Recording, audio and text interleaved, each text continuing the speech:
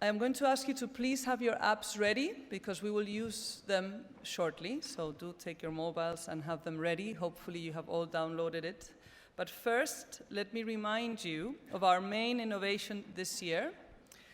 We have introduced 3 breakout sessions after lunch. There is lunch, by the way, and it should be about 2:10, so hopefully it won't be too late.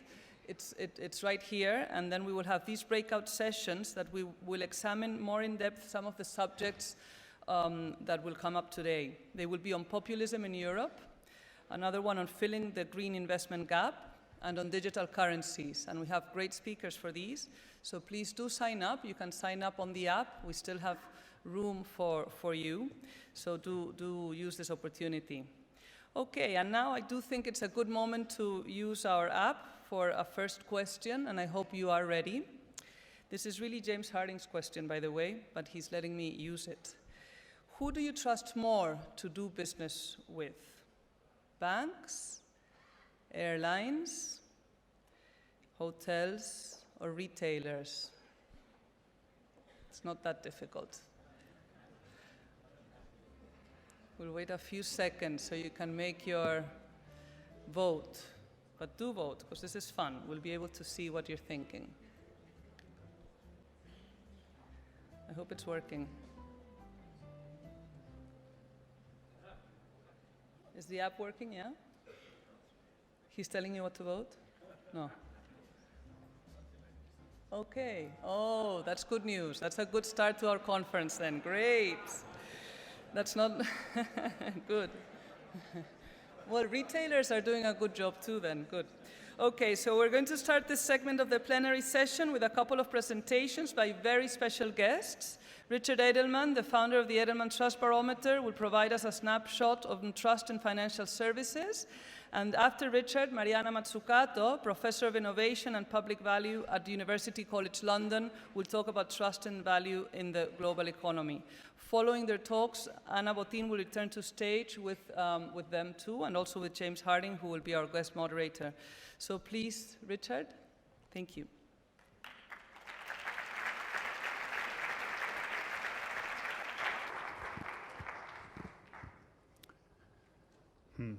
The only thing I need is the clicker.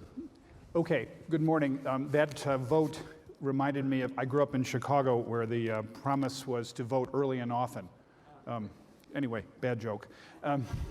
So I want to talk a bit about trust this morning and to tell you that we've been following trust for 20 years. And we look at trust in 26 countries across the world.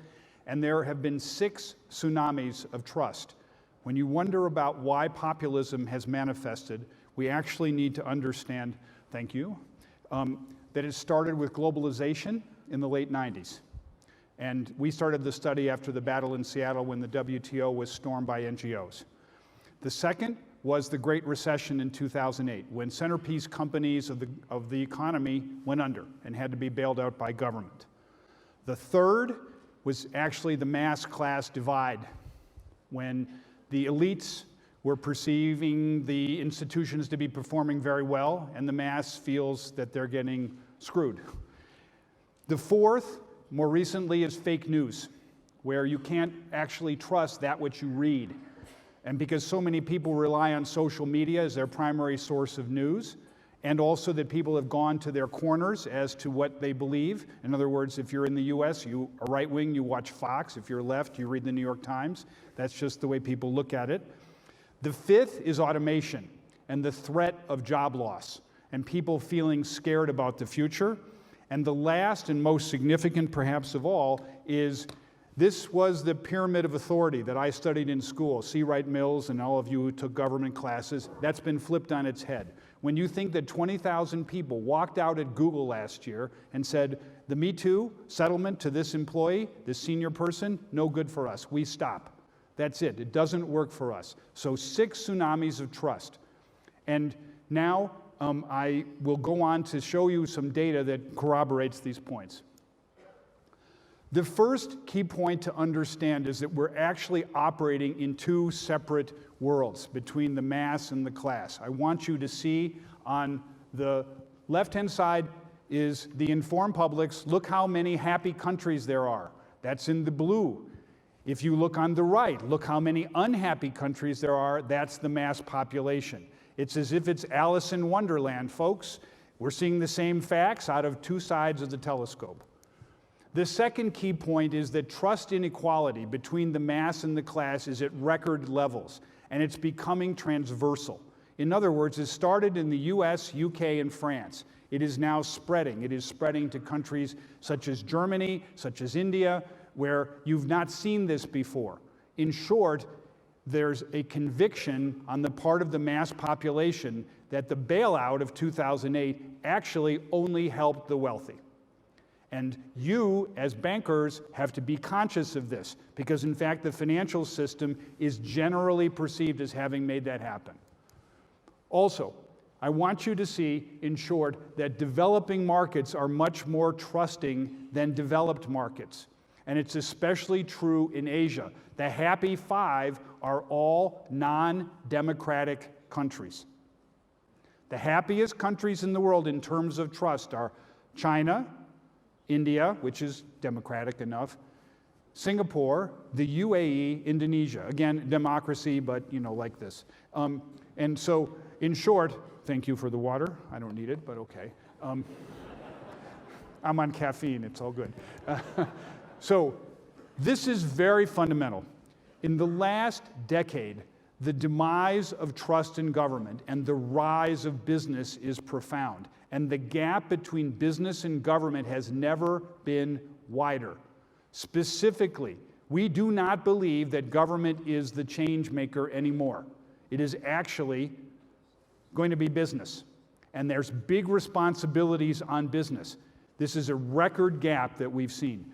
Remember, in 2008, government saved the day, and since then, especially since 2011, when we had the impasse in Brussels over Greek debt, and then also in America with the Republicans and Democrats, the usual thing, government has declined, and especially true in developing markets. So important for Santander to understand 50-point gaps in Latin American markets between business and government. It is now up to business, and we don't rely on government anymore. I just want you to see Spain, sadly, is third from the bottom. Third from the bottom in terms of trust. So, below you is Russia, which is Russia, Japan, which had Fukushima, and Spain, which had the financial crisis, and then 2011 again. So you had two hits, and you've really not recovered. That's a problem for governance. It means, in fact, that things move slowly because we don't have confidence in our institutions. Banks. Banks continue to be the least trusted institution in the world. Banks have recovered, especially in developing markets. This is important. Banks are associated with progress in Brazil, in China, in India. Banks are heroes. Not in the West. Banks are Wells Fargo. Banks are Woodford. Banks are a mess. They're Deutsche Bank, your friends in the North. Not good, folks. Okay. And not to make jokes about Deutsche Bank, but it's easy. The reality of the world, as I've said to you, for financial services is in two parts. Gaul was in three parts for Caesar. Banks are in two parts. The happy part of the world and the unhappy part of the world. And the developed part of the world is unhappy, and the developing part of the world is happy about banks. The financial sector has regained trust, but only among the elites. Pay attention to this. We've never seen a bigger trust gap for banks than now. Again, people out there are associating SoftBank with banks. We don't differentiate between Santander and SoftBank, sorry to say. So when SoftBank puts all that money into WeWork, you kind of go, what the hell? And this guy's walking away with $1 billion? Really? And 4,000 people are getting fired in New York this week. Really? Kind of strange, just saying. Also, I just want you to see, in short, your sector is less trusted by the mass population. We've made this point. Now I want to get to the real core of my presentation. Why is trust on such a precipice at the moment? I made this point at dinner with Madame Bottine last night. Fears are dominating the conversation. In particular, in most countries in the world, there's pessimism about where I'm going to be 10 years from now. In short, in all the developed markets, everyone believes that he or she will be worse off 10 years from now. That's not where we want to be. This is the opposite of where we want to be. People are scared about the future, except in China and India and the UAE and Singapore. Why? Job loss. Automation. In multinationals, 60% of people believe that they will lose their job to a machine in the next decade. This is profound. If I'm operating on the basis of fear, I'm running looking backwards. Now, I don't know how fast you guys can run looking backwards, but I can't run very fast in any case. But the fact is, it's also to do with retraining. Of all the things that I put on your plate, we have to take on the responsibility of training people.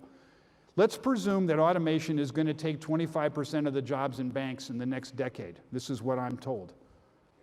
Whose responsibility is it to train those 25%? Is it Santander or is it the government? I would argue it's the companies. The government won't do it, and it won't do it effectively.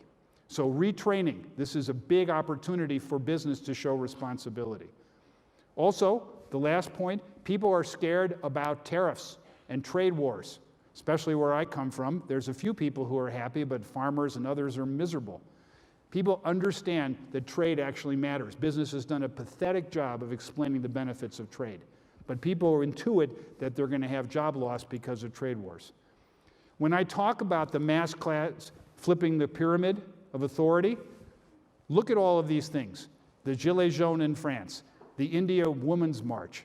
We also have people protesting that Salesforce is working for the federal government and saying, we're not working on these contracts. Guess what?